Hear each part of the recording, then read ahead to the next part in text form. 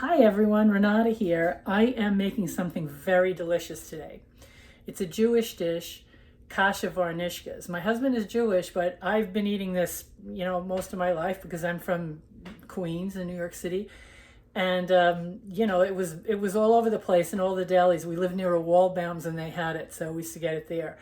So anyway, I'm going to show you what all you need and how to make it. It takes a bunch of stuff, but it's not difficult to make. So I hope you enjoy it. Okay, so this is all you need for kasha varnishkas. So you need kasha. Wolf's is sort of the premium brand of that.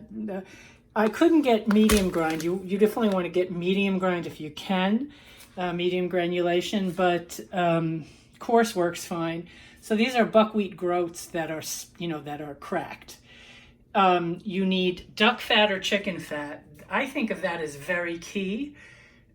You could use some other fat, but really, yeah, I wouldn't. You need one extra large egg, 2 medium eggs, 1 large egg, something along those lines, because the kasha gets mixed with that and then fried in a pan so it doesn't stick together when you cook it with the stock. Some people use seasoned salt. I use the granulated mushroom seasoning. It's an Asian product. And it's an umami bomb, but it doesn't have MSG and all that other stuff in it. Then you need 4 onions. Yeah, I know it sounds like a lot of onions, but they cook down to nothing, and they really make the dish. You can use any kind of stock or you can use water. I like beef stock with kasha, anything with kasha. So I use that. But of course, if you want to make it, vegetarian or, vegan, you have to, alter your recipe accordingly. Then you want the pasta. These are called bow ties. They're either called, I've heard them called farfalle, farfalla, farfel. I've always called them farfel, so that's probably wrong, but who knows? You need some granulated garlic, some black pepper. You need a half a pound of mushrooms. I was lazy and I bought the sliced ones from Trader Joe's, either white or brown, doesn't matter. Some salt.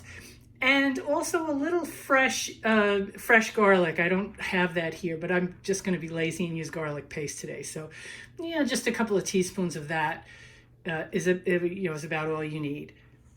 Okay, so while you are caramelizing the onions in about a half a cup of the fat, give or take, you want to do that kind of slowly. You don't want to burn them. You don't want to really brown them. You just want to caramelize them.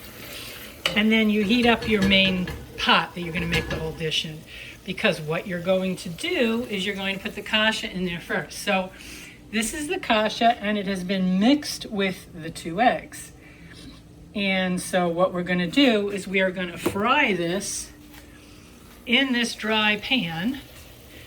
And that will prevent the kasha from sticking together. And I'll show you what that looks like. Okay, this shows you how this is fried with the egg. It's a little bit toasted. You have to be careful. You don't want to burn it. And if you're using like a heavy gauge pan like this, shut it off before it's done because it will retain its heat and keep going. So you can see it's all nice and separate. The egg has fried out.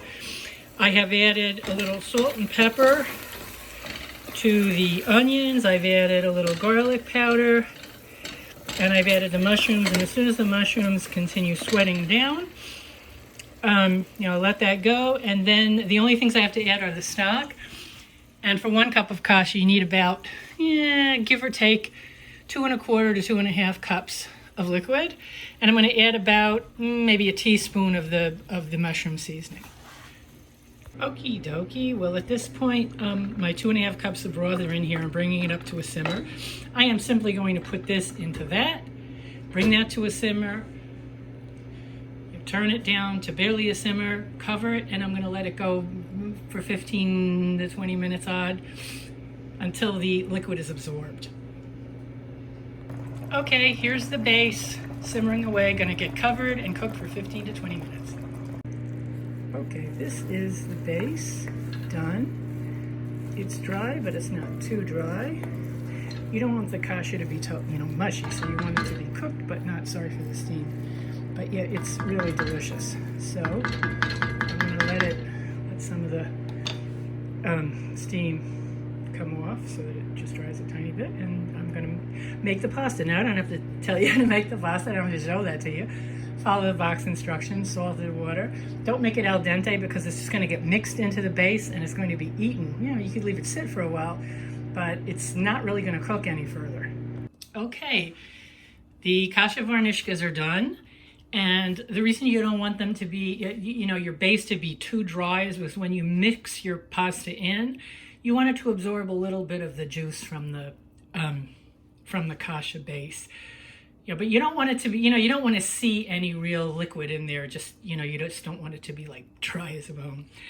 So yeah, I hope you give this a try.